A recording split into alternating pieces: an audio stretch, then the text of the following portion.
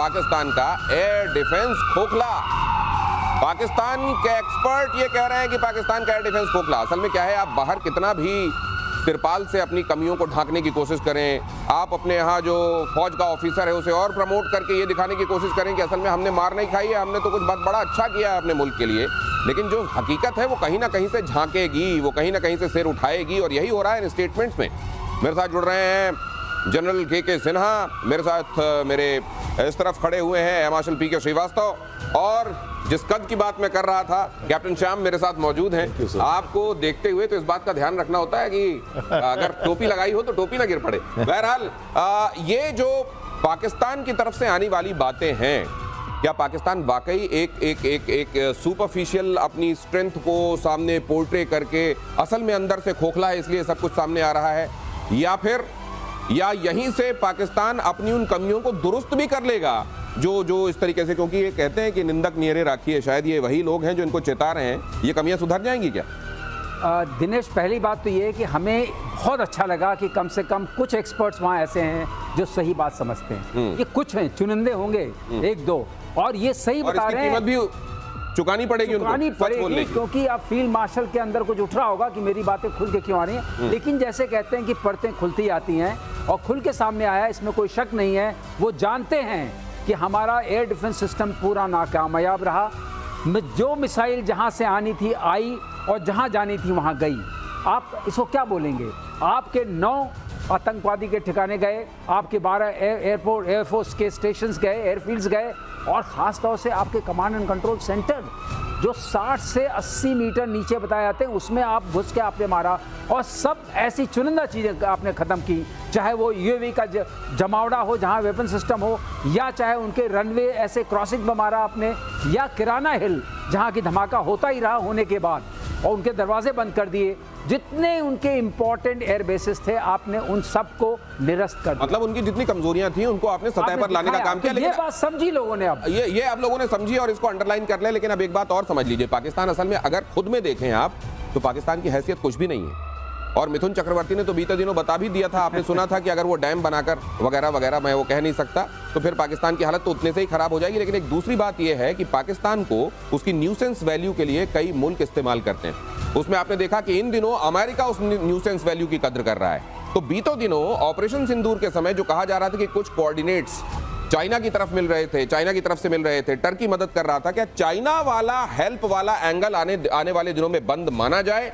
General Sinha, देखिए, help को ये उनको चीज़ें मुहैया कराना ये कभी बंद नहीं होगा, और बहुत ज़्यादा हम इसको रीड करने की ज़रूरत नहीं है। भारत भी हम रक्षा के उत्पादन में बढ़ता जा रहा है, वो उन चीज़ों को देगा, आपके नेबर को भी जा सकता है, चाइना इसको रीड करने लगे, आपने कर दिया, तो ये कुछ हद तक तो सही है। हाँ, वो जो कहता है कि हम ऑल वेदर स्ट्रेटेजिक पार्टनर, जो बड़ी बड़ी बातें करता है, जो पहले भी करता रहा आतंकवादियों के, वो तो है निशाने पे भारत। नहीं, मैं तो ये कहता हूं, बड़ा खतरा है वो। चाइना बहुत जल्द किसी चीज की गांठ भी बांधता है। ऐसा नहीं है कि चाइना सब कुछ लुटाता। सीपेक को लेकर उसने जो लुटा दिया, अपना इन्वेस्टमेंट उसका डूब गया। चाइनीज जो वहां काम कर रहे थे उनकी किस तरीके से हत्याएं हुई।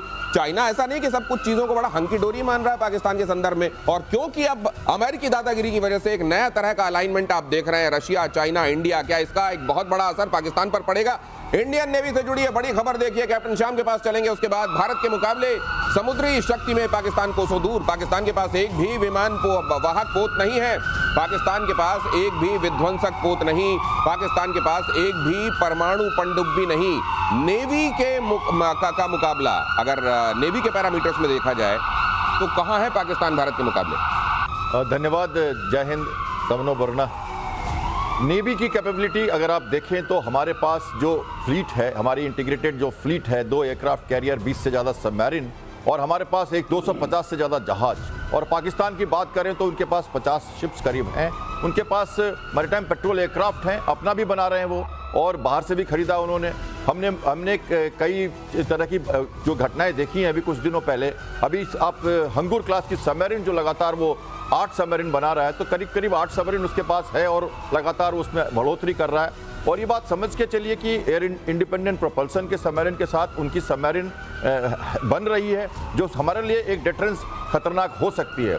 पर जो हमने दिखाया ऑपरेशन सिंदूर में, हमने जो उनके जहाजों को सिमट दिया कोस्टल डिफेंस के रोल में, और हमने प्रूव किया कि हमारी जो कैपेबिलिटी है, जो 10 से ज़्यादा हमारे डिस्ट्रॉयर्स, 10 से ज़्यादा फ्रिगेट्स, हमारे 20 से ज़्यादा सबमरीन्स, 250 जहाज, हमारे P8I, हमारे का-31, हमारा रैम्पेज मिसाइल के साथ बिग 21K जो लगातार कॉम्बैट एयर पेट्रोल में था, इनने सब ने ये दिखाया कि इस एरिया में, इंडियन ओशन में करीब करीब और इंडो पैसिफिक सिनेरियो में ब्लू वाटर कैपेबिलिटी में नेवी का एक दमखम है, और वो पूरी तरह से इसे दिखा रही है। चाहे वो हुती के अगेंस्ट में हो, सर्च एंड रेस्क्यू में हो, मौसम में हो, HADR मिशंस में, ह्यूमैनिटेरियन रिलीफ में हो, या हमने सुनामी के समय में देखा, ये सब के समय हम नेट सिक्योरिटी प्रोवाइडर के रूप में अभी काम कर रहे हैं, और पाकिस्तानी ने भी अभी उस तरह से बिल्डअप नहीं हुई है। तो आप ये कह रहे हैं कि उतना ही अंतर है जितना मेरे और आपके कद में फर्क है, हाँ? इतना बड़ा फर्क, और ये बहुत बड़ा फर्क है। और अभी इसमें बहुत कितनी भी मदद चाइना की तरफ से मिल जाए, चाइना ने हालांकि इन दिनों फिर से अनाउंस किया है कि वो नेवी को भी स्ट्रांग करने के लिए मदद देने वाला है पाकिस्तान को। मदद ये ऊंट के मुंह में जीरा, जब भारत के हिसाब से आप कंपेयर करेंगे। और फिर दूसरे ये भी होता है, उधार का सामान आप ले तो लेते हैं, लेकिन फिर चलाने वाले लोग भी होना चाहिए ना। जज्बे वाली कौम कितनी है पाकिस्तान की सेना, ये आपने देख लिया है। आगे बढ़ूं उससे पहले बता दूं शन्नो वरुणः क्यों कहते हैं कैप्टन श्याम, क्योंकि शन्नो वरुणः का मतलब होता है जल के देवता हमारी रक्षा करें। ये वेदों से लिया गया, और सी राजगोपालाचारी ने यह सुझाया था कि भारत में नौसेना का ये सूत्र वाक्य होना चाहिए, शन्नो वरुणः। आगे बढ़ता हूं, भारतीय सेना की ड्रोन वॉर रिहर्सल, अगरतला में ड्रोन शक्ति का अद्भुत प्रदर्शन। ड्रोन प्रहार 2 युद्धाभ्यास में ये क्षमता दिखाई गई। आने वाले दिनों में ड्रोन बहुत तेजी से युद्ध के संदर्भ में जो अभी तक स्थापित परंपराएं थी उनको बदलते हुए नजर आ रहे हैं, और इसीलिए आप देख रहे हैं कि हर एक मुल्क ड्रोन के हिसाब से अपनी शक्ति विस्तार में लगा हुआ है। यहाँ जो आप देख रहे हैं वो उसमें से बहुत कुछ ऐसा भी है जो सांकेतिक तस्वीरें, लेकिन जरा आप इसको समझने की कोशिश करते हैं। ड्रोन प्रहार 2, ड्रोन प्रहार 2 जो है दिनेश, ये बहुत बड़ी पहल है और बहुत इंपॉर्टेंट चीज है। इसमें होने क्या जा रहा है, जो हम लोग उडा लूप की बात करते रहे आपके चैनल के माध्यम से, उसको ये 60 to 120 सेकंड्स में कन्वर्ट करने की कोशिश कर रहे हैं। सेंसर टू शूटर, जो आपका टाइम लगता है वो जितना कंप्रेस किया जा सके। सर 60 to 120 सेकंड, 120 सेकंड में, कि अगर हमने कुछ तो 60 सेकंड से 120 सेकंड तो ज्यादा हो गया ना सर? हाँ, नहीं 60 to 120 सेकंड के अंदर खत्म कर दिया। अच्छा 60 से 120 के अंदर आप आप ये सेंस देखेंगे, किया, आप समझेंगे, आप तय करेंगे और मारेंगे। हाँ। तो 60 और 120 सेकंड के अंदर ही अंदर करना है, उससे ज्यादा नहीं करना है। तो ये बहुत बड़ी पहल है, और इंटीग्रेशन जो हो रहा है ड्रोन्स का within Indian army, rather armed forces, हर जगह हो रहा है। इंडियन आर्मी का ये चल रहा है, ये अपने आप में एक बहुत बड़ी पहल है, क्योंकि इसमें सारे आपके all types of drones will get active, जो खास तौर से नजदीक की मार करने वाले हैं। इसमें लेजर्स भी आ जाएंगी, इसमें EMP वेपन्स भी आ जाएंगे, वो सारे के सारे, उसके लिए आकाश तीर और ICCS की भी जरूरत पड़ेगी। ये सारा जो एक तरह से इंटीग्रेशन हो रहा है वो बहुत इंपॉर्टेंट है और बहुत बड़ा मैसेज देता है कि अगर तुम आए तो छोड़ेंगे नहीं, ये वाली बात आती है इसके। और ये एयर डिफेंस के मामले में आप जानते हैं, क्योंकि आने वाले दिनों में जो वॉर है वो इस तरह की शक्ल लेता जा रहा है कि ज्यादातर जो थ्रेट होगी वो एरियल होगी। तो एरियल थ्रेट क्या होगी और एरियल थ्रेट से निपटने के तरीके क्या होंगे, और कैसे कम से कम समय में अपनी थ्रेट को हम निपटा सकें, उसको नेस्त नाबूद कर सकें, इसी बात का चैलेंज है। और यही समय बड़ा क्रिटिकल है, इसलिए 60 से 120 सेकंड, मतलब ये लगभग 2 मिनट के अंदर अंदर न सिर्फ आप अपनी थ्रेट को पहचाने, आप ये तय करें कि थ्रेट एक्चुअली किस तरीके के मिजाज का है, हमारा कौन सा हथियार उस थ्रेट से निपटने के लिए तैयार होना चाहिए, और कैसे उसको किल कर दिया जाए।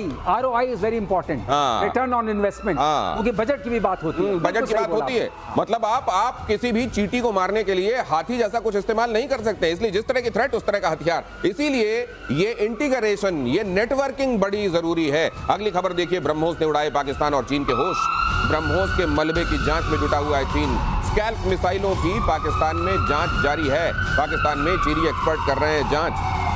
कारवां गुजर गया, गुबार देखते रहे, लेकिन इसमें नहीं मिलेगा कुछ, यहाँ कुछ मिलेगा नहीं। इसलिए जब हम मिसाइल डिजाइन करते हैं या कोई भी इस तरह का बॉम्ब डिजाइन होता है, तो एक्सप्लोड जब करता है उसके अंदर के सिस्टम को भी एक्सप्लोड करते हैं, क्योंकि एनिमी टेरिटरी में गिरेगा, उसी के लिए मारा गया है। अगर उसमें ढूंढने मिलने वाला कुछ नहीं है, इसीलिए बात हो रही है। नहीं तो फिर अगर ये वाली बात है सर, तो PL-15 हमारी तरफ जो हमने देखा, फटा कहाँ था? वो तो टूटा था। अच्छा, याद करिए, वो फटा कहाँ था? सर फिर क्या देख रहे होंगे? कुरेदते हो जो राख जुस्तजू क्या है, क्या देख रहे होंगे? देखिए, किसी भी वॉरफेयर के अंदर में जब चीजें जाती हैं तो जो उसकी रेसिडुअल होती है उसका भी आप उसके अंदर पेंट क्या लगाया था, मेटल क्या था, सी बहुत सारी चीजें हैं। क्या कर रहे हैं, जिस दिन से उनके होस्ट तो उड़ ही गए थे पाकिस्तान के और चाइना के भी, और इसमें चाइना शैडो स्टॉर्म की बात, सब लोग स्कैल्प को नहीं समझते हैं। स्कैल्प भी जो है ये ब्रिटिश एंड फ्रेंच का एक कोलैबोरेशन से बनाया गया है, और ये जो है स्टेल्थ है। ब्रह्मोस जो है ये भी क्रूज है, ये भी क्रूज है। इसके अंदर जो नेविगेशन प्रॉब्लम उनको क्या आ रही है कि जो इसके अंदर में चीज़ें जो बनाई गई हैं स्टेल्थ के ऊपर में, एक को आप क्रूज से नैप टू अर्थ से करते हैं और एक में सिस्टम में ही आपका स्टेल्थ है। अच्छा। और आप अपने टारगेट में जा करके सटीक मारते हैं, इसका रेंज बढ़ता जा रहा है।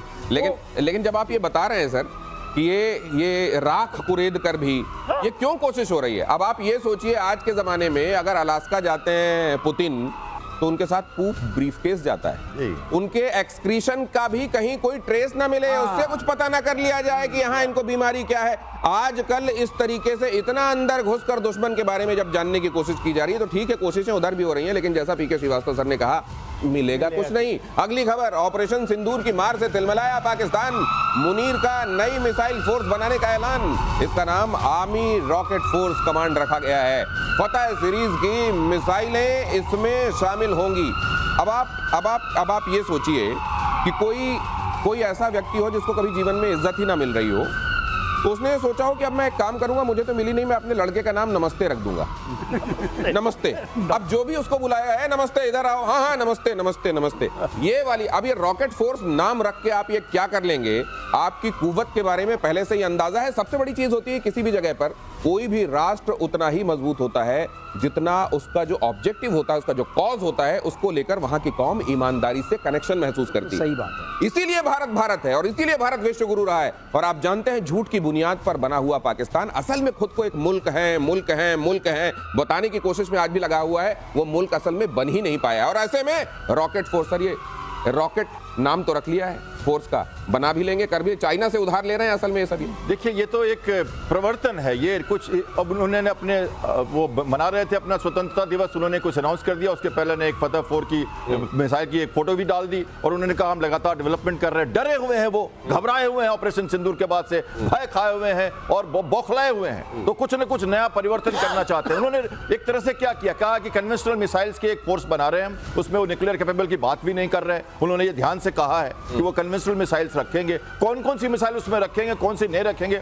हमारे पास स्ट्रैटेजिक फोर्स है, हमारे पास अपना तरीका है, हमारे पास न्यूक्लियर वेपन्स को लॉन्च करने और रिलीज करने और उसकी डॉक्ट्रिन का पूरा फॉर्मूला है। हमने एक स्ट्रैटेजी की तरह वो सब कह रखा है और उनको ये लगता है कि हम भी कुछ दिखा दें कि हमारे पास भी एक इंटीग्रेटेड फोर्स बनी है। इसका कुछ खास उन्होंने डिक्लेरेशन अभी नहीं किया है, एक तरह से परिवर्तन है और एक बौखलापन का एक नमूना आप कह सकते हो, उसके ज्यादा मैं इसको कुछ नहीं देखता। अभी हम कैप्टन शायद ये कह रहे हैं कि चाय पुरानी लेबल नया, वही बात है, क्योंकि वही सब जुटा उठा के एक बना दिया है। बट जहां तक बात है, पिछलग्गू तो ही है और चाइना के खासतौर से पिछलग्गू हैं। चाइना में PLA रॉकेट फोर्स है, तो इन्होंने कहा हम भी एक बनाते हैं, जरा नाम में दम होना चाहिए।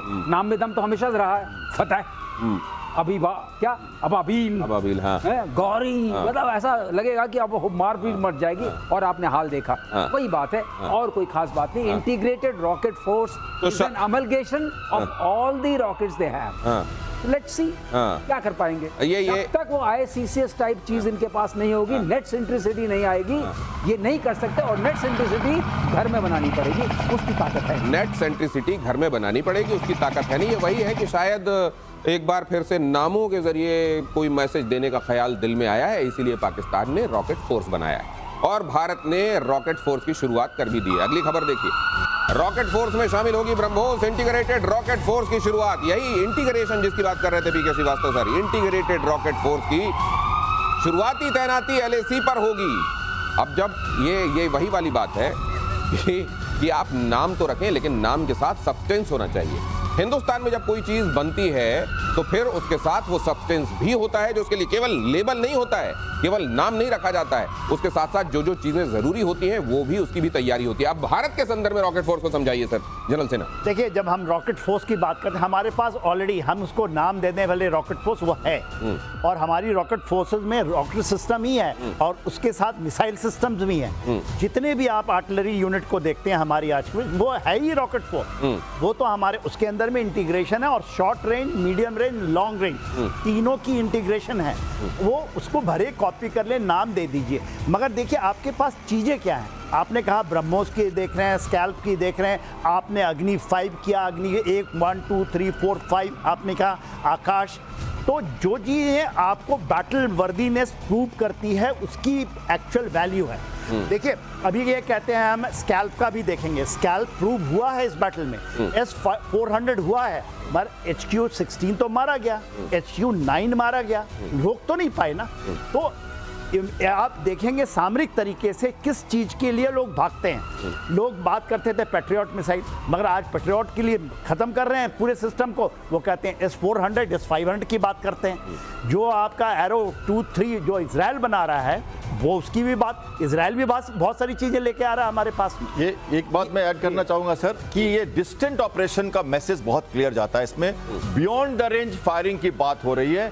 ये मैसेज वर्ल्ड के लिए और लेसन फॉर नेशन भी है कि रॉकेट फोर्स बनाने का मतलब ये कहा जा रहा है कि कल की लड़ाई जो होगी वो दूर वाली होगी, दूर से होगी। तो इस पर थ्रस्ट है। और लैंड फोर्सेस की मूवमेंट या उनका रखरखाव, या हमने जैसे एक अपना फॉर्मेशन नया बनाया आर्मी ने मूवमेंट के लिए, तो इस तरह की बातें भी हो रही है। पर ये जो मैसेज है ये बहुत क्लियर है, बियॉन्ड द रेंज अटैक्स होंगे और बियॉन्ड द विजुअल फ्लाइंग जो वेपन्स, बियॉन्ड विजुअल रेंज। अब ये लड़ाई असल में उस तरफ शिफ्ट हो रही है। कॉन्सेप्ट फॉर्म में there are 3 concepts। First concept is जो बताया बियॉन्ड विजुअल रेंज, दूसरा आता है नेट सेंट्रिसिटी, और तीसरा आता है no collateral damage, no collateral precision.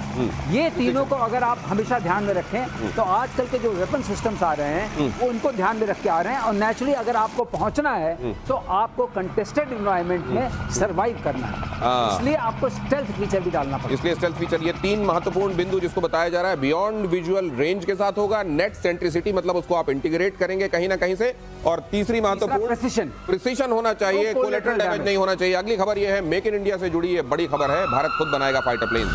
DRDO के साइंटिस्ट ने ये बयान दिया। फाइटर प्लेन तो एक्चुअली भारत बना रहा है। ये चैलेंज ये है अभी भी कि क्या इंजन हम अपने घर में अपना बना पाएंगे। DRDO ने ये जो बयान दिया है इसका मतलब क्या है, जरा वो भी समझने की कोशिश करते हैं सर। DRDO का बयान इसलिए है कि एरो इंजन हम अपना बना सकते हैं, पहले हम पार्टनरशिप में बनाएंगे। जो जी ने भी कहा है कि आप यहाँ मैन्युफैक्चर कर सकते हैं, लेकिन मैं उसको ज्यादा महत्व इसलिए नहीं दे रहा हूँ क्योंकि वो एक असेंबली होगी जो हम कई इंजन की अभी भी HAL में करते हैं। अच्छा। लेकिन जो खास बात है कि हमें अपने कावेरी इंजन को अपग्रेड करके फाइटर एयरक्राफ्ट के लायक बनाना है, जिसके लिए हमारी पार्टनर। लेकिन आप ही लोगों से बात करते हुए एक महत्वपूर्ण बात जो मैं अपने दर्शकों को भी बताना चाहता हूं, क्योंकि मेरे को अगर ये सरप्राइजिंग लगी तो मेरे दर्शकों को भी जरूर लगेगी। चाइना में आप सुनते हैं ना कि ये 4.5 जनरेशन, 5th जनरेशन से आगे की बातें हो रही हैं, वहां इतने खतरनाक फाइटर जेट्स बन रहे हैं।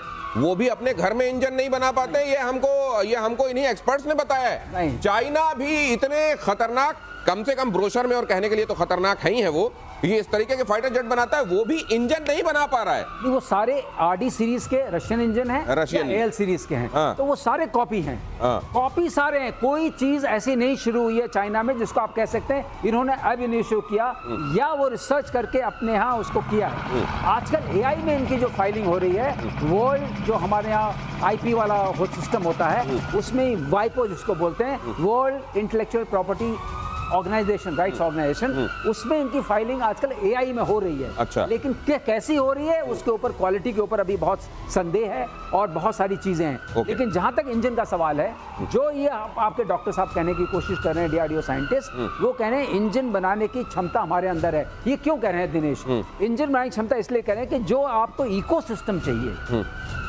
जो इंडस्ट्रियल बेस चाहिए, वो इंडिया में डेवलप हो रहा है और हो चुका है टू अ लार्ज एक्सटेंट। तो अब ये बहुत गैप फिल करना है सर। तो ये गैप फिलिंग बहुत जल्द हो जाएगी, मतलब ये माने सर 1.5 साल के अंदर क्या हम ये देख सकते हैं, या वक्त उससे ज्यादा लगेगा कि हम अपना इंजन खुद बनाएंगे? देखिए ये बहुत दिनों से ये हमारी जो मेहनत है काम ला रही है। मैं गया था HAL, कई बार मैंने विजिट भी किया। इंजन की जो कार्रवाई शुरू हुई थी इसमें भी मैंने विजिट करके देखा था। हम चाहते हैं जो पावर है इसकी, जब ये 52 की बात करें, 90 की बात करें, 120 किलोटन की अमका में हम बात करने जा रहे हैं कि वहां तक हम इंजन को ले जाएंगे। फ्रांस, जर्मनी, इनके साथ समझौता, कोलैबोरेशन इसलिए हो रहा है कि इसके जो पार्ट्स हैं, जैसे सर ने कहा, जो इकोसिस्टम है वो डेवलप करना जरूरी है। तो हम चाह रहे हैं कि वहां से लेके इधर से उधर से सब मिला के टेक्नोलॉजी ट्रांसफर का जो एक तरीका होता है उसको मेहनत करने के बाद तब हम इसको इंटीग्रेट करके अपने लेवल पे बनाए। हम तो 6th जनरेशन फाइटर एमका की बात कर रहे हैं ना, हम तो राफेल और नहीं, अगर वो दिन बहुत दूर नहीं है तो मैं जनरल सिन्हा ये भी जानना चाहता हूं, मान लीजिए वो एक्सपर्टीज भी भारत ने हासिल कर ली कि हम अपना इंजन होगा, फाइटर जेट हम बनाने लगे, तो हमारी मजबूती तो होगी, हम हथियारों को निर्यात करने के सिलसिले में और कहां पहुंच जाएंगे? देखिए, निर्यात में तो अभी भी हम पहुंच गए। जो हमारे लक्ष्य रखा था 2025 में, हमने ये रखा था 2025 तक $5 बिलियन का निर्यात करेंगे। वो तो हमने 3 साल पहले ही कर दिया, वो पूरा कर दिया वो लक्ष्य। अब तो लक्ष्य